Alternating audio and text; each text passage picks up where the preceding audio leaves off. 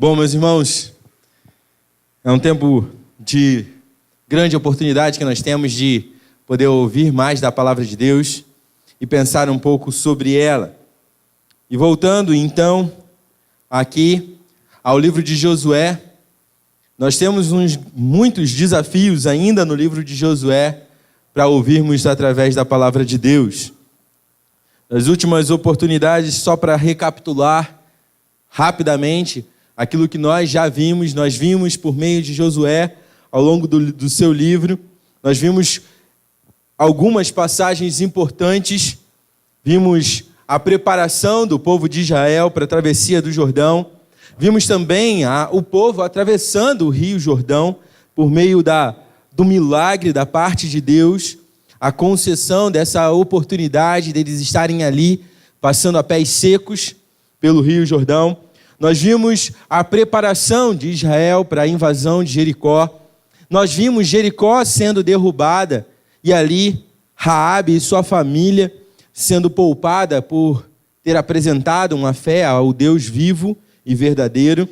Nós também aprendemos com as consequências do pecado de Acã. Nós aprendemos também com o erro de Josué e da liderança de Israel ao não consultar a Deus quando vão para a batalha contra Ai. E nós vimos também, na última oportunidade que eu tive aqui de falar sobre Josué, nós tivemos a oportunidade de olhar para o final do capítulo 8 e poder pensar um pouco sobre o caminho da reconciliação promovido por Deus ali, após o momento de provação por conta deles não terem consultado a Deus na batalha contra Ai, e agora poderem vencer e depois reafirmar a sua aliança dentro de Canaã.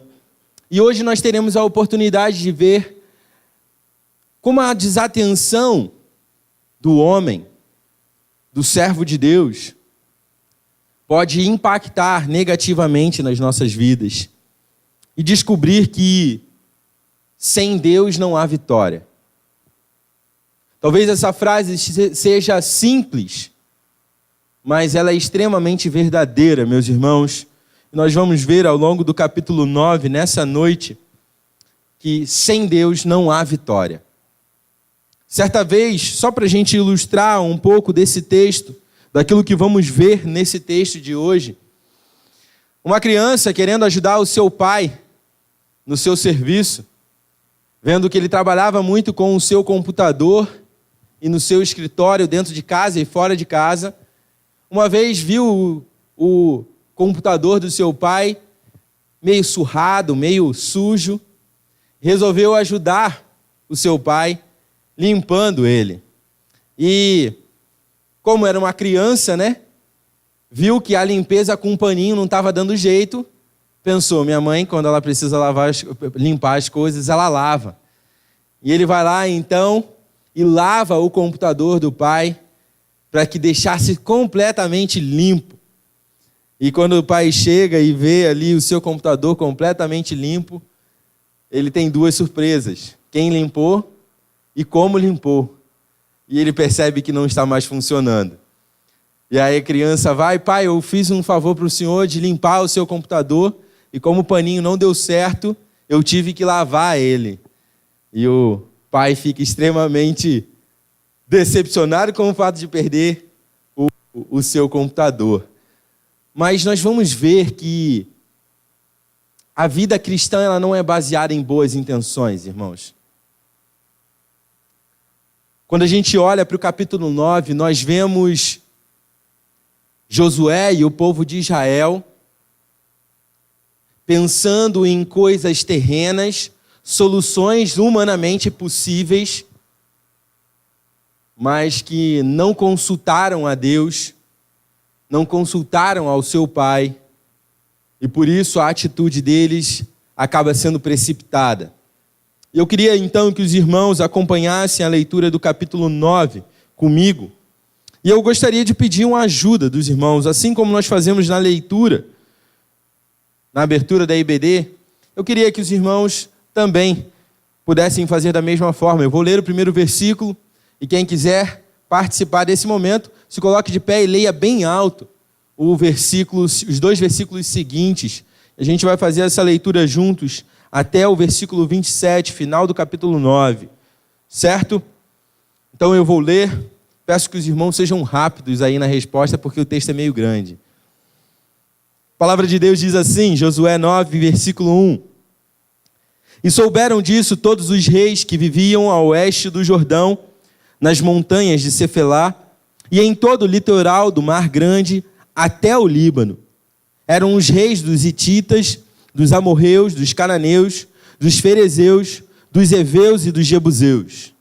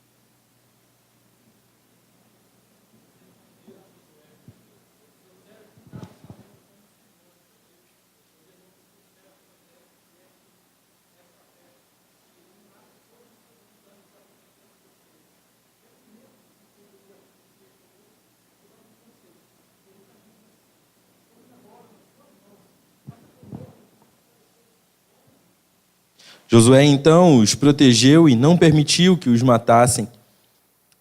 Mas naquele dia fez dos gibeonitas leandores e carregadores de água para a comunidade e para o altar do Senhor, no local do que o Senhor escolhesse. É o que eles são até hoje. Amém? Vamos orar? Senhor Deus, nosso Pai, nós te louvamos porque essa é a tua palavra e nós, nesse momento, queremos aprender por meio dela e te pedimos, então, que o Senhor nos capacite a compreender aquilo que está escrito aqui, Deus. Que os nossos corações sejam desafiados pela tua palavra, para que assim possamos viver uma vida cada vez mais parecida com a de Cristo Jesus. Senhor, essa é a nossa oração e nós a fazemos em nome de Cristo Jesus. Amém. Bom, meus irmãos, como eu falei no início, sem Deus não há vitória. E assim como nós vimos no capítulo 2 de Josué, nos versículos de 9 a 11, e também vimos a mesma declaração de maneira bem similar no capítulo 5, versículo 1, nós podemos ver nos primeiros versículos aqui do capítulo 9, que estes homens também reconheceram. Eles ouviram falar a respeito do Deus de Israel e ficaram amedrontados. Meus irmãos, como a gente viu no capítulo 5, versículo 1, os cananitas estavam apavorados com a presença do povo de Deus ali naquele local. Eles haviam ouvido tudo aquilo que o povo de Israel havia feito por causa do poder de Deus, e eles temeram a esse Deus, amedrontaram-se com esse Deus, porque era extremamente poderoso. Um Deus que vence batalhas impossíveis, um Deus que faz um mar abrir no meio, um Deus que faz o seu povo atravessar o Jordão em época de cheia, a pés secos, que faz eles derrubarem a muralha de Jericó, que dá a eles todas essas vitórias. Os reis da terra de Canaã estavam apavorados com essa realidade. E mais uma vez, então, Josué ele inicia um capítulo do seu livro, ressaltando isso. Eles estavam amedrontados até certo ponto. O medo deles era tão grande com relação à presença do povo de Deus ali, que eles chegam a um absurdo para aquela realidade de juntarem-se as nações dentro de Canaã. Meus irmãos, ao contrário do que muitos pensam, essa não seria uma atitude natural para eles. Ao contrário do que muitos pensam, a terra de Canaã não era formada por um povo só. Como nós vimos aqui na introdução do capítulo 9, nos primeiros versículos, ele cita diversas nacionalidades aqui. Esses povos assumiram, de certa forma, a autoridade ali dentro da terra de Canaã por meio de guerra uns com os outros. Hititas contra heveus. Todos eles, uns contra os outros, eles batalhavam entre si pelo domínio da terra. E diante da realidade desse Deus, diante do reconhecimento daquilo que Deus estava fazendo por meio de Israel, eles se amedrontam a ponto de falar assim, vamos fazer o seguinte, vamos juntar todo mundo aqui e vamos lutar contra esses caras. Vamos juntar as nossas nações e vamos guerrear contra o Deus de Israel. Porque se a gente for sozinho, a gente vai ficar que nem Jericó. Vamos ser completamente destruídos, destroçados ao fio da espada deles. E não vai restar um homem em pé. Se a gente não se juntar a isso, o futuro não vai ser uma realidade para as nossas vidas. Precisamos nos juntar. Esses povos, meus irmãos, eles tiveram que abrir mão de muita coisa. Para eles chegarem ao ponto de fazer essa aliança de guerra aqui, eles tiveram que abrir mão de guerras passadas, desavenças, dos seus deuses, porque não eram deuses iguais. entre essas nações, objetivos pessoais de cada nação ali. Cada um deles tinha o objetivo de cada vez ser mais poderoso ali na terra de Canaã. Mas eles entenderam que para vencer uma batalha, eles teriam que abrir mão dessas coisas que eram importantes para eles até então. Essa aliança também aqui, irmãos, ela apresenta um outro quadro, que é uma consequência direta do pecado de Israel. Se a princípio ela aponta para o desespero das nações diante da realidade do Deus Todo-Poderoso, estar marchando em direção àquela nação, àquele local chamado Canaã, por outro lado, a atitude deles de quererem fazer uma aliança com os seus inimigos representa também a consequência do pecado direto de Acã e de Israel. Porque antes deles entrarem, atravessarem o Jordão e entrarem na terra de Canaã, Moisés havia dito para eles que se eles desobedecessem às ordens de Deus, os reis das nações de Canaã se juntariam e marchariam contra eles. E aqui nós vemos quão rápido isso acontece, porque nós vimos através da desobediência de Acã em roubar os despojos na guerra contra Jericó, e também com o pecado da nação de Israel, quando não consultou a Deus em sua batalha contra Ai, sua primeira batalha contra Ai. Nós vemos então aqui consequências diretas desses erros, dos pecados dos homens israelitas. Povo de Deus, povo que tinha instrução. Eles sabiam qual era o plano de Deus, o que eles precisavam fazer, e mesmo assim desobedeceram. E aqui então, eles já começam a colher um pouco dessa consequência. Mas algo acontece logo depois dessa introdução, onde nós vemos o medo e a ação dos cananitas aqui em querer fazer uma coligação, uma união entre as nações. Nós vemos que acontece uma coisa a partir do versículo 3. Pois Gibeon, uma das cidades dos heveus, resolve abandonar essa aliança.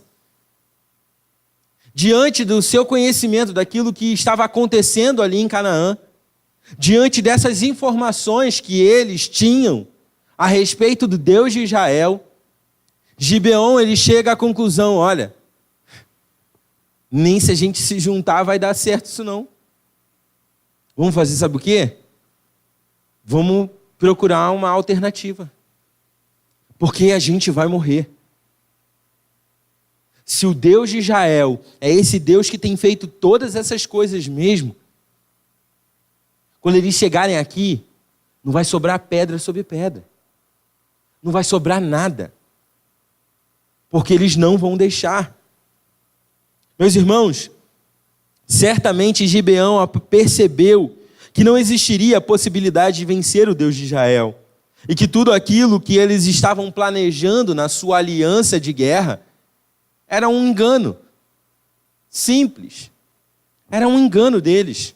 Achar que poderiam marchar contra o Deus de Israel, que fez todas essas coisas. Nenhum Deus que eles conheciam havia feito algo parecido com aquilo. Eles criam em diversas outras divindades, mas eles nunca foram respondidos como Israel era respondido por Deus. Então, certamente, eles perceberam que não existia a possibilidade de vencer o Deus de Israel. E por isso, então, resolvem recorrer a uma alternativa diferente dessa da aliança. E assim que os gibeonitas bolaram uma história extremamente convincente aos olhos humanos, nós vemos ali no versículo 4 a 15 a atitude deles de irem até a nação de Israel. Eles chegam ali diante do povo de Israel com poucos homens, com nada de provisão em relação a alimentos, porque se eles precisassem guerrear ali, eles estavam perdidos, eles não teriam nem como fugir durante muito tempo, porque eles não tinham nada para comer, para se locomover, nada. Mas eles tomam essa atitude impensada da parte deles, mas que parecia coragem, como uma última cartada da parte dos gibeonitas. Vamos tentar enganar o povo de Israel. E eles partem então em direção ao povo. Nos versículos 4 a 15, nós vemos que astutamente eles fingem-se de embaixadores de uma terra muito distante, de um país de um outro lado do Jordão, com o objetivo de fazer assim com que Israel tivesse piedade deles. Para que talvez Israel pensasse, poxa, eles não são povo daqui, então não tem que preocupar em matar eles agora. Eu posso deixar eles livres, eles se sujeitam à nossa autoridade e está tudo certo. A intenção dos gibeonitas era alcançar esse favor da parte de Israel. Mas eu queria fazer uma observação muito pontual aqui, meus irmãos. Eu não sei se vocês perceberam aqui o quão inteligentes os gibeonitas foram. Porque quando nós olhamos para o relato dos versículos 4 a 15, na hora que eu estava lendo, eu percebi uma coisa muito interessante no texto. Quando eles chegam diante de Josué, eles são inteligentes a ponto de não mencionarem a conquista de Jericó e de Ai. Eles são inteligentes a ponto de não mencionarem a travessia do Jordão. E por que será que eles omitiram essa informação que eles tinham? Por que, meus irmãos, isso aconteceria? Porque era um fato recente. Se eles de fato eram uma nação, de uma nação distante, do outro lado do Jordão, para eles chegarem ali naquele momento, a batalha de Jericó acontecera há poucos dias, talvez no máximo aí 2 semanas, a de Ai menos ainda, foi extremamente imediato. Se eles chegassem com essa informação, eles estariam sabendo demais. Como não existia Facebook nem WhatsApp para informar nada naquele momento, o que acontece? Eles omitem a informação. Percebam, meus irmãos, que eles são extremamente inteligentes aos olhos dos homens. Como aqui a palavra de Deus diz, eles recorreram a um ardil, recorreram a uma armadilha, para que dessa maneira eles pudessem convencer os israelitas. E meus irmãos, aos olhos humanos, os gibeonitas foram muito inteligentes mesmos. Mas apesar disso, apesar de toda essa inteligência ser real da parte dos gibeonitas, Israel tinha tudo em suas mãos para não cair nessa conversa. O texto ao longo desses 8 capítulos que nós vimos, apresenta a Israel sempre a necessidade de Israel estar se colocando diante de Deus para tomar as suas decisões. Israel, agora há pouco, na primeira batalha contra Ai, sofreu justamente desse erro. Porque se eles tivessem consultado ao Senhor antes de marchar contra Ai, antes de acreditarem que nem os espias falaram para Josué, não, Josué, 2 ou 3 mil no máximo.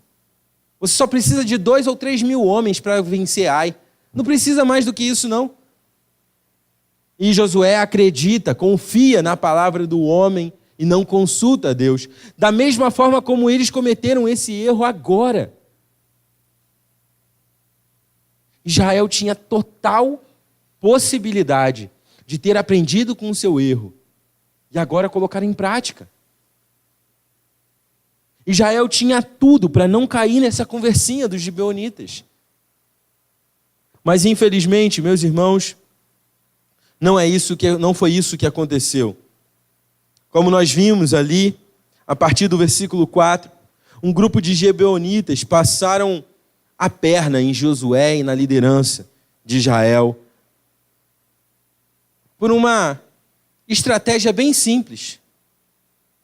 Eles foram até eles com sacos vazios, vasilhas de vinho remendadas, secas, sem vinho. Eles foram com sandálias gastas, roupas sujas e com o desejo, a esperança de alguém acreditar nessa conversa. E foi assim, então, que os homens gibeonitas enganam os israelitas. E, meus irmãos, o erro de Israel aqui não foi fazer o tratado de paz. É outra coisa, é outra observação interessante a se fazer, é que os gibeonitas, eles agem, parece que têm muito conhecimento daquilo que Deus havia falado para Israel. Porque lá em Deuteronômio 20, versículos de 10 a 18, Moisés ele vai estabelecer um padrão para Josué e para o povo de Israel. Moisés chega ali para o povo de Israel e fala assim, olha só, para as cidades distantes de Canaã, para o povo que mora ao lado leste de Canaã, a atitude de vocês vai ser o seguinte, vocês vão mandar um emissário de paz, fazendo com que essas pessoas se sujeitem à escravidão a vocês. E vocês poderão poupar a vida deles, se eles foram distantes de Canaã. Mas se eles forem do povo de Canaã, dentro da terra de Canaã, a atitude de vocês deve ser exterminar por completo. Você não vai permitir que sobre um ser vivo. Tudo será morto. Essa será a sua atitude. E antes que muitas pessoas pensem aqui que Deus é um Deus xenofóbico, não se trata aqui de xenofobia. Não se trata aqui de Deus querendo exterminar outras nações porque ele preferia Israel. Mas se trata aqui da preservação de Deus pelo culto de Israel ao Deus vivo. Quando nós olhamos para o final ali, no capítulo 20, os versículos 17 e 18, Moisés vai falar, olha só, vocês não vão deixar nenhum deles vivos pelo seguinte motivo.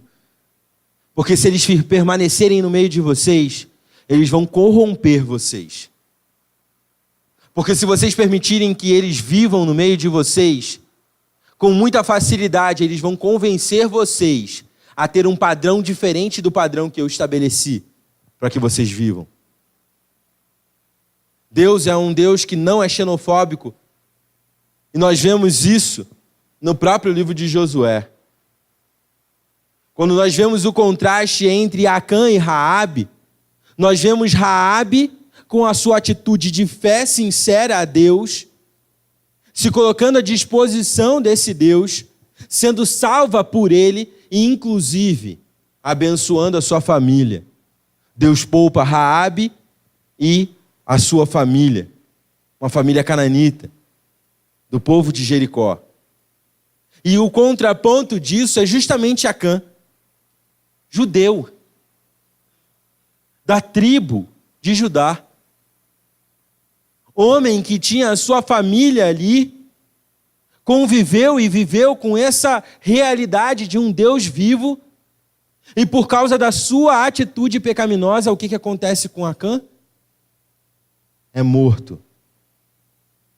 E as consequências dele se estendem para quem mais? Sua família. Percebem como Deus não é xenofóbico? Deus, ele simplesmente zela para que o seu povo possa viver em integridade no seu relacionamento com ele. Por isso nós podemos então chegar aqui à conclusão de que os gibeonitas, se eles se arrependessem de fato, não seria problema nenhum fazer um tratado de paz com eles. Assim como Josué poupou a vida de Raabe, ele poderia poupar a vida de todos os gibeonitas. Não só isso, meus irmãos, mas os israelitas, eles não erraram por fazer o tratado, mas eles erraram por aquilo que o versículo 14 nos apresenta. O versículo 14, ele encerra ali a primeira parte, onde vai fazer o relato da artimanha dos gibeonitas, do engano deles, mas ele fala assim, olha, os israelitas examinaram as provisões dos gibeonitas, do povo heveu. Mas o que aconteceu? Eles não consultaram a Deus. O erro de Israel se apresenta justamente na atitude deles, de se contentarem em não consultar o Senhor. Israel, diante daquele momento, daquela circunstância onde ele encontra um povo que a princípio passaria de fato a imagem de um povo cansado, vindo de longe, diante daquelas provas que os gibeonitas apresentam, era assim uma coisa que na nossa visão poderia nos enganar também. Mas o erro se encontra em Israel se contentar em não consultar a Deus. Eles confiaram no direcionamento que o seu próprio coração estava dando a eles naquele momento. Eles acreditaram na boa intenção dos outros em direção a eles. Percebem, meus irmãos, o quanto esse episódio aqui se parece muito, infelizmente, com as nossas vidas? Talvez você não tenha os gibeonitas batendo a sua porta para te enganar, mas com muita facilidade no nosso dia a dia, nós tomamos decisões achando que não precisamos consultar a Deus. Com muita facilidade nós vivemos o nosso dia a dia que a gente cisma em falar que é corrido, que não dá tempo nem de pensar, parar para pensar nas coisas. Com muita facilidade nós tomamos decisões sem consultar a Deus. Achamos que é besteira.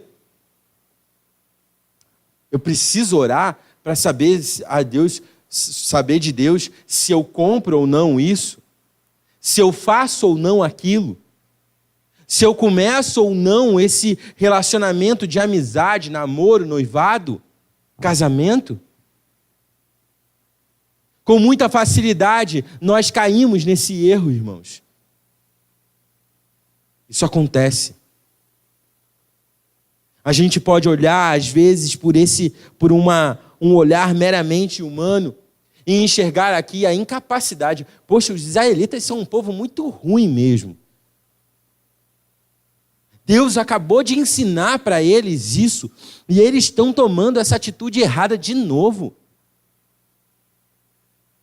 Deus acabou de corrigir a postura deles diante da batalha contra Ai, e eles não aprenderam isso e cometeram o mesmo erro agora. Com muita facilidade, nós olhamos para esse texto e pensamos ser algo distante de nós. Mas, meus irmãos, está muito mais próximo do que você pensa. Porque, sem dúvida, nós cometemos esse erro aqui também. Muitas vezes nós passamos dias sem lembrar de Deus. Lembramos de Deus quando estamos aqui. Lembramos de Deus quando acontece alguma coisa muito ruim na nossa vida. Mas às vezes passamos momentos, horas e horas, sem lembrar do nosso Deus. Vivemos o nosso dia a dia sem pensar em Deus. Tomamos atitudes sem pensar em Deus.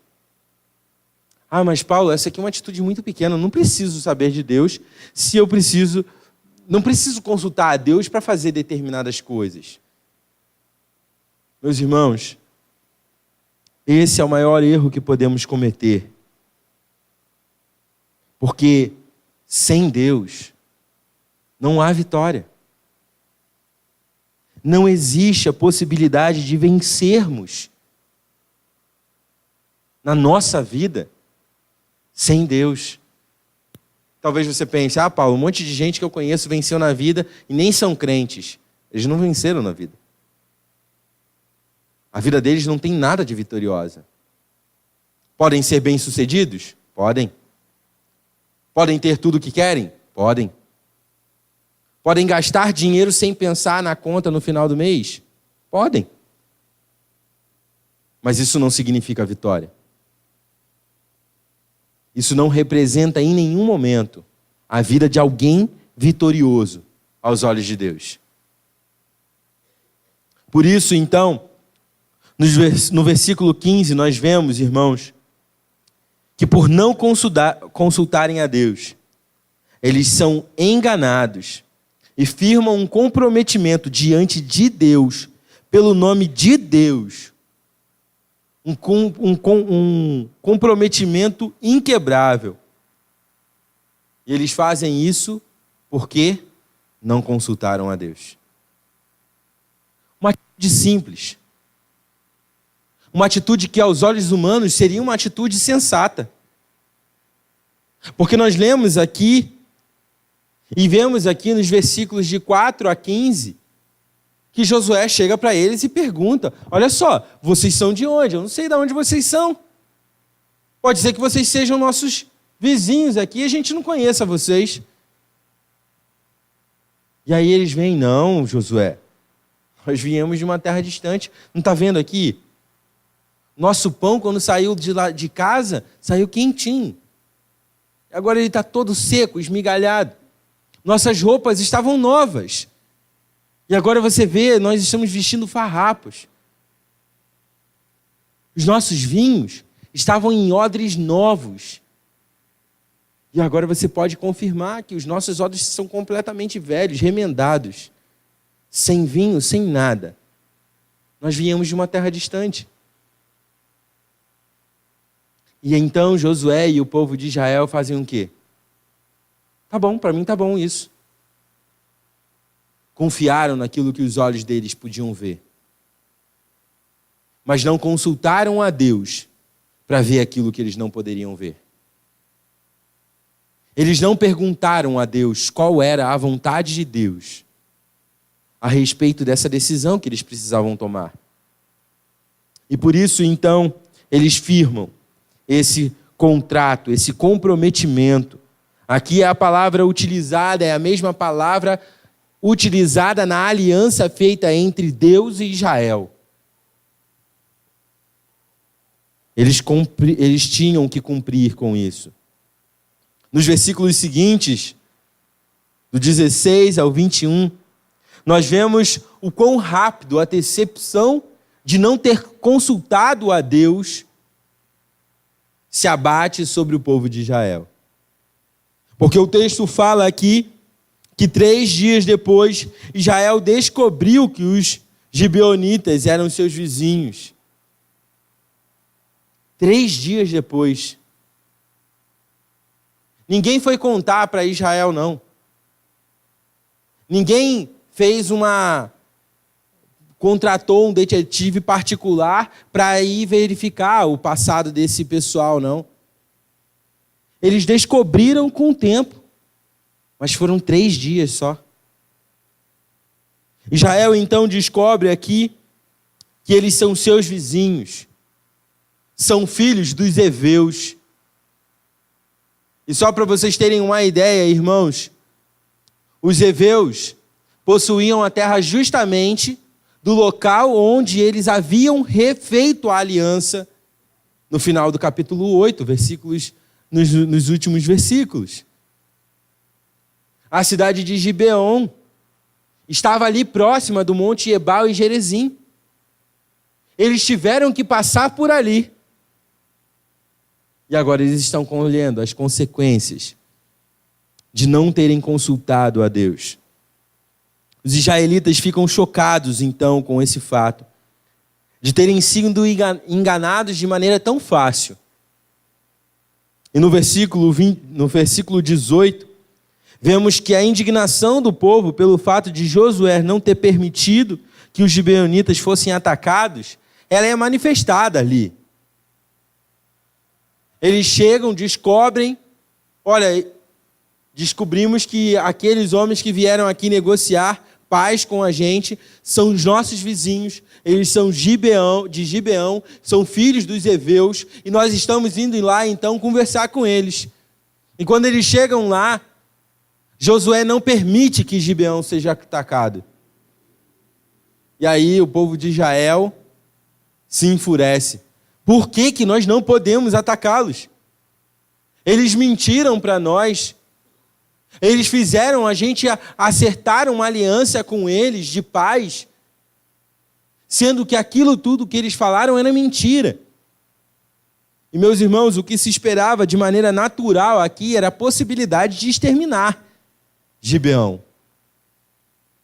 O que se esperava de maneira natural aqui, na perspectiva humana, era: trato foi feito baseado numa enganação, numa mentira. O trato está sendo desfeito e a gente vai fazer o juízo de Deus na vida de vocês. O que se esperava era isso. O povo esperava isso. Mas não é isso que acontece. Josué, junto com a liderança, liderança são os representantes de cada tribo de Israel. Essa liderança e Josué definem que eles não atacariam e fariam jus, cumpririam com a aliança feita com os gibeonitas. Por quê? Porque a aliança feita foi firmada pelo nome do Senhor.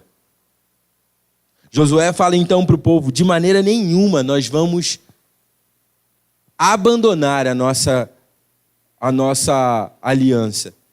De maneira nenhuma nós descumpriremos esse trato, porque o erro foi nosso. A atitude de Josué aqui e dos representantes de Israel mostra muito daquilo que eles estavam aprendendo nesse momento. Josué conseguiu reconhecer que aquilo ali, aquela aliança firmada naquele momento com esse povo mentiroso, ela foi firmada por causa da falta de atenção deles. Foi culpa deles. Os israelitas que tinham culpa. Porque foram os israelitas que deixaram de consultar a Deus. Não se deveria esperar dos gibeonitas ou de qualquer outro povo, de qualquer nação espalhada pelo mundo, que eles falassem a verdade. Israel não deveria esperar isso. Porque não é uma postura normal para as outras pessoas, para as outras nações, que não vivem de acordo com o padrão de Deus. Mas Josué então informa a nação de Israel: nós vamos cumprir, porque a atitude, o erro cometido, o pecado contra Deus foi da nossa parte, não da deles. Nós que desobedecemos a Deus.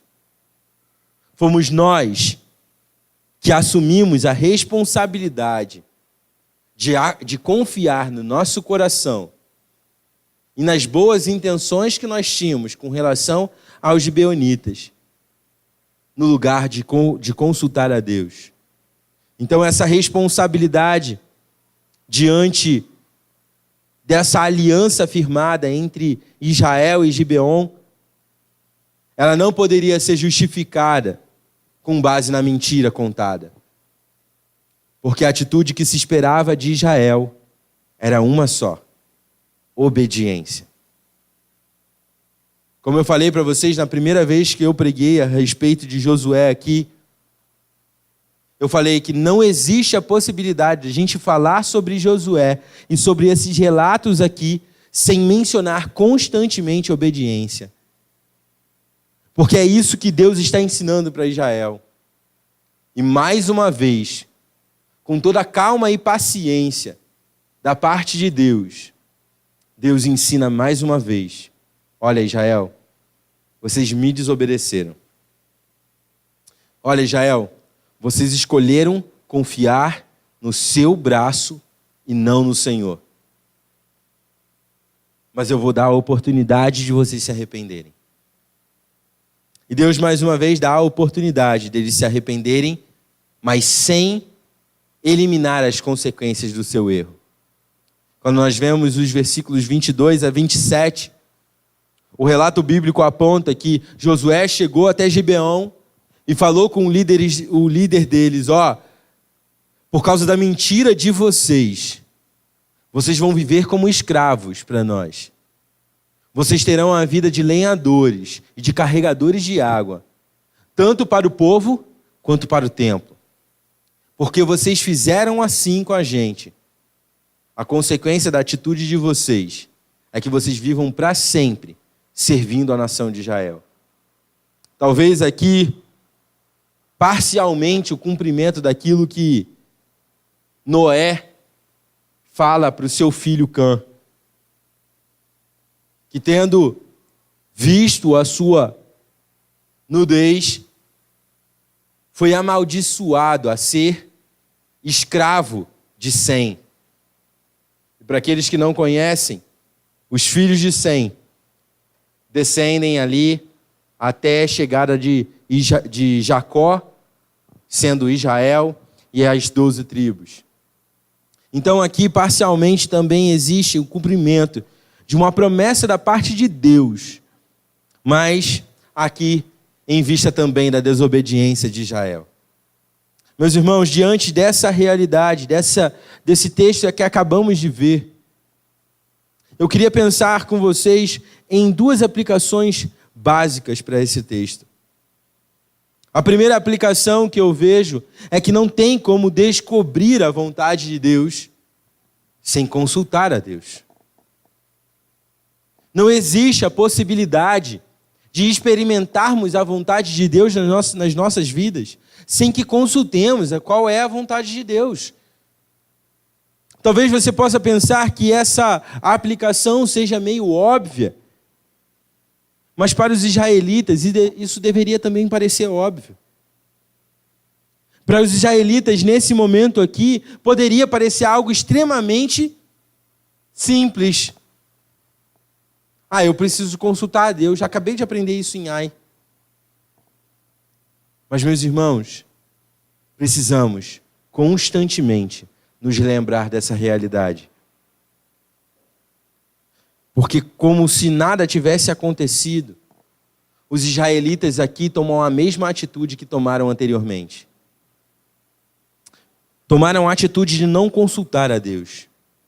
Acreditaram que poderiam tomar decisões sozinhos, que podiam seguir o direcionamento do seu próprio coração, sem contar com a instrução de Deus. Meus irmãos, me digam vocês, ao longo do nosso dia a dia, nós tomamos ou não tomamos atitudes sem consultar a Deus? Percebem como está muito mais próximo do que a gente pensa? Talvez hoje você tomou atitudes sem consultar a Deus.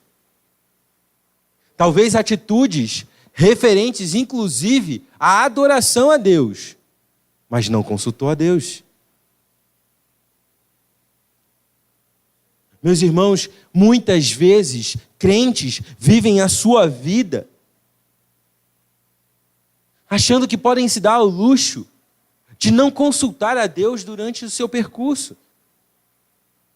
Como se Deus tivesse salvado eles em um momento e agora, peraí, Deus, segura um pouquinho aí, que eu vou viver a minha vida, eu já sei o que eu preciso fazer. Como se isso fosse possível. Como se isso fosse uma alternativa viável para um crente. E como nós vimos lá no início da mensagem, sem Deus não há vitória, irmãos. Sem Deus não existe possibilidade de vitória. Talvez você possa pensar, mas Paulo, eu sou crente há 5, 10, 15, 20, 50 anos. Eu já conheço o suficiente da palavra de Deus para conseguir tomar as minhas decisões sozinho. Meus irmãos, se em todo esse tempo de relacionamento que você diz ter com Deus, você não aprendeu ainda que não pode tomar decisões sem consultar a Deus, você está errado. Vivendo a sua vida inteira na igreja ou não. Se você acredita mesmo no fato que você pode guiar a sua vida sem consultar a Deus, somente confiando no seu coração e no direcionamento que o seu coração dá para a sua vida, você está errado. Ah, Paulo, mas são atitudes prudentes. Israel também pensou que a atitude deles em olhar as provisões dos gibeonitas era prudente. Israel também, contra Ai, achou que era prudente o suficiente diante de Deus mandar 3 espias para a terra de Ai para saber o que eles precisavam fazer. E confiaram somente na palavra dos espias, mas não consultaram a Deus. E o que acontece nas duas situações? Derrota. Porque não existe vitória sem Deus. Não existe. Meus irmãos, o crente em Cristo Jesus aprende que consultar a Deus em suas decisões, por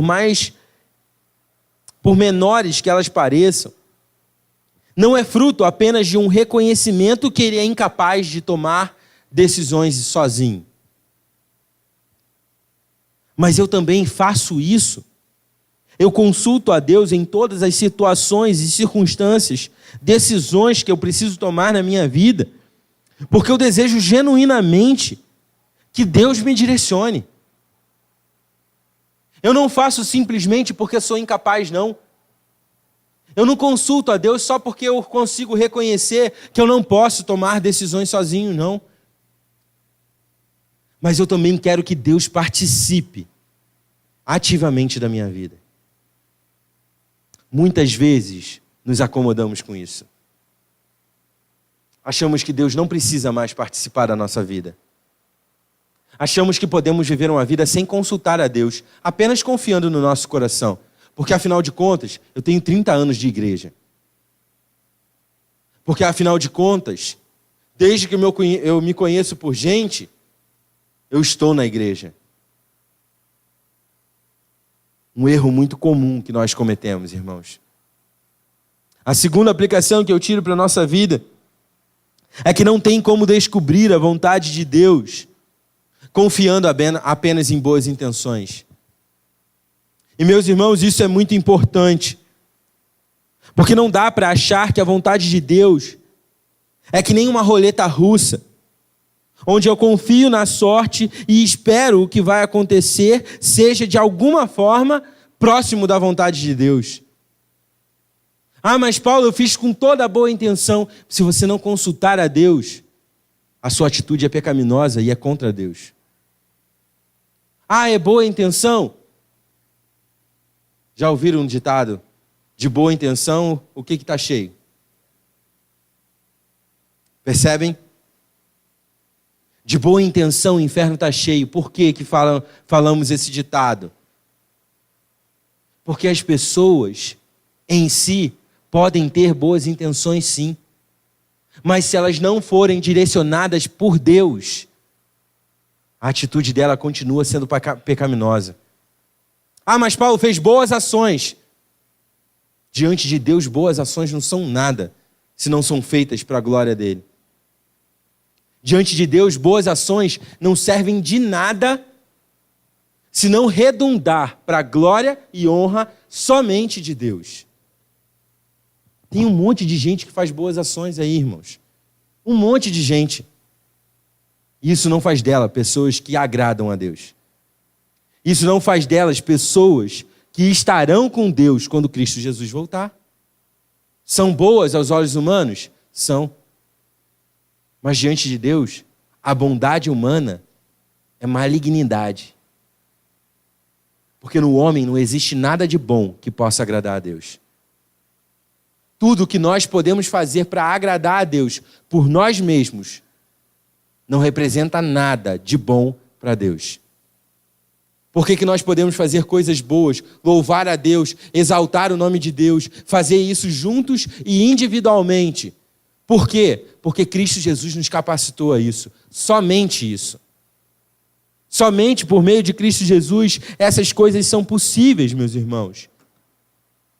Então não dá para achar que eu posso descobrir a vontade de Deus ou experimentar a vontade de Deus confiando em boas intenções. O apóstolo Paulo vai dizer em Romanos 12, versículo 1 e 2, que a forma como você experimenta a vontade de Deus, ela é baseada na atitude do homem de se apresentar a Deus por meio do seu culto racional.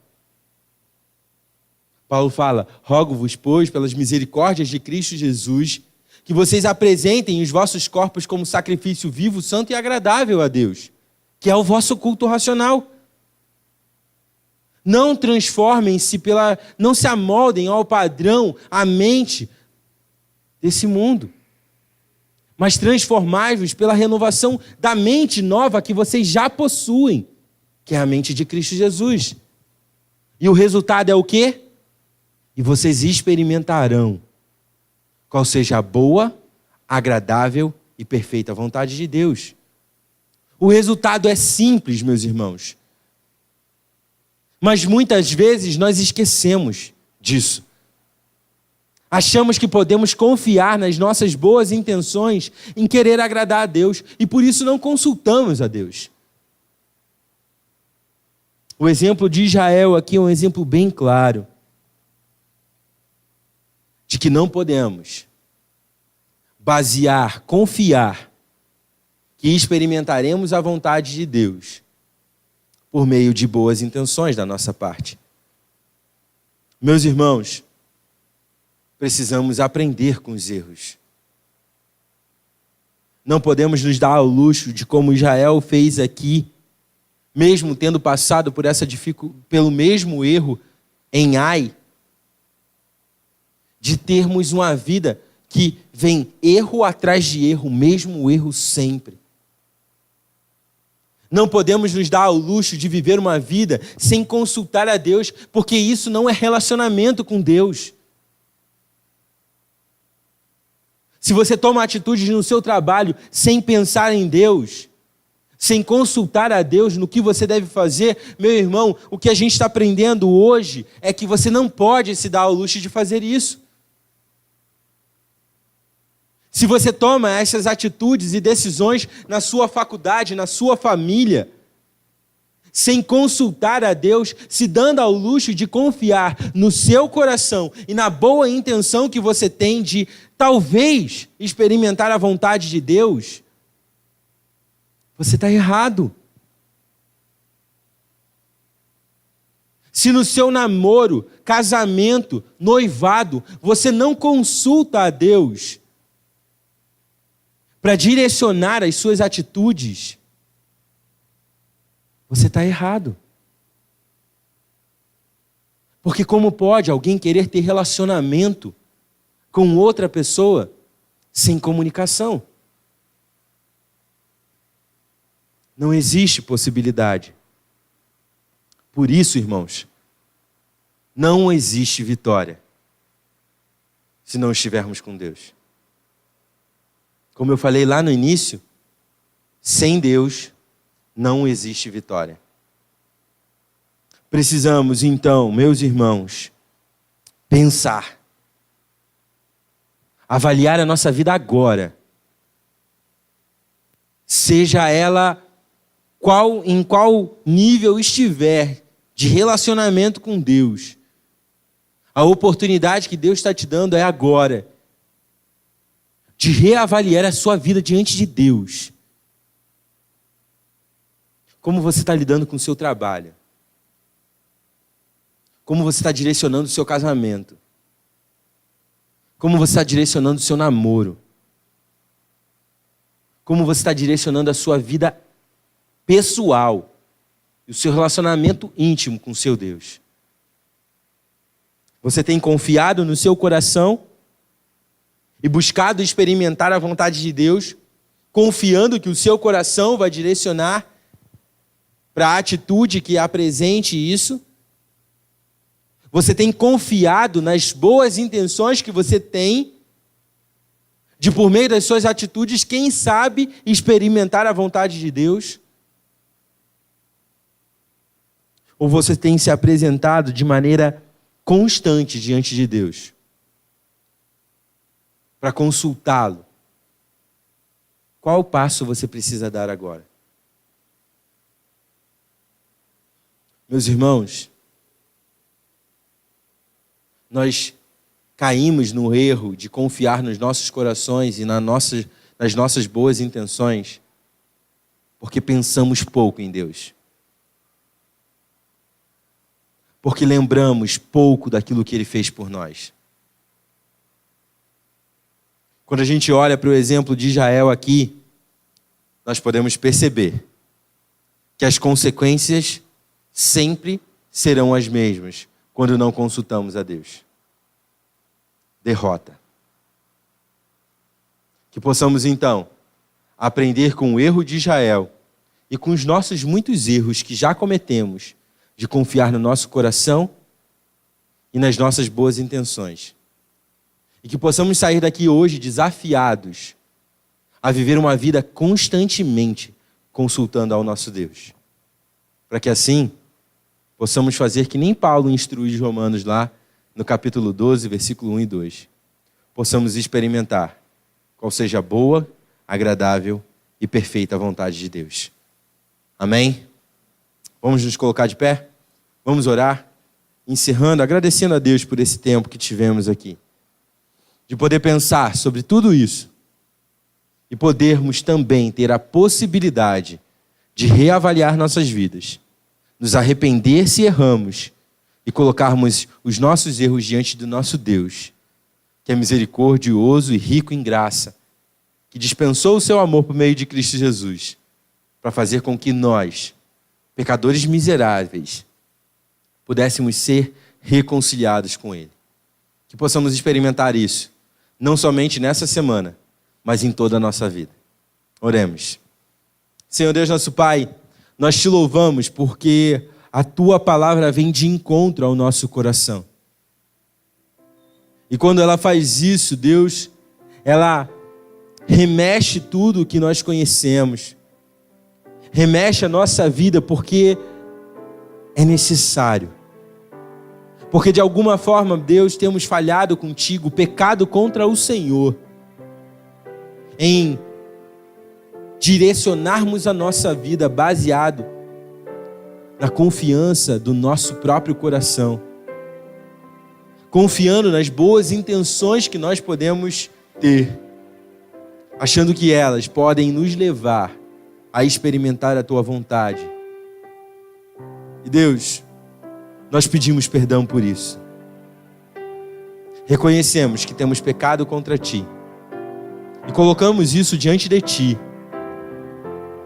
desejosos de que o Senhor continue fazendo essa obra em nossas vidas, a ponto de poder mudar a nossa atitude, nossa mente, o nosso coração, para que possamos, cada dia mais, parecermos com o Teu Filho Cristo Jesus. Deus, a nossa oração nesse momento, ao mesmo tempo, é um agradecimento e uma petição. Agradecimento porque o Senhor continua abrindo os nossos olhos para os nossos pecados. E há uma petição porque nós suplicamos a Ti que o Senhor continue nos capacitando a viver de acordo com os padrões estabelecidos pela Tua palavra, para que assim possamos honrar o Teu santo nome. Para que o Senhor seja reconhecido em nossas vidas e que em tudo o Senhor receba honra e glória, porque tudo isso o Senhor merece. Essa é a nossa oração e nós a fazemos em nome de Cristo Jesus. Amém. Que a graça de Cristo Jesus, o nosso Salvador. Que o amor de Deus, o nosso eterno Pai, que a comunhão e a consolação promovida pelo Espírito Santo esteja com cada um de vós, queridos irmãos, hoje e para todo sempre. Amém.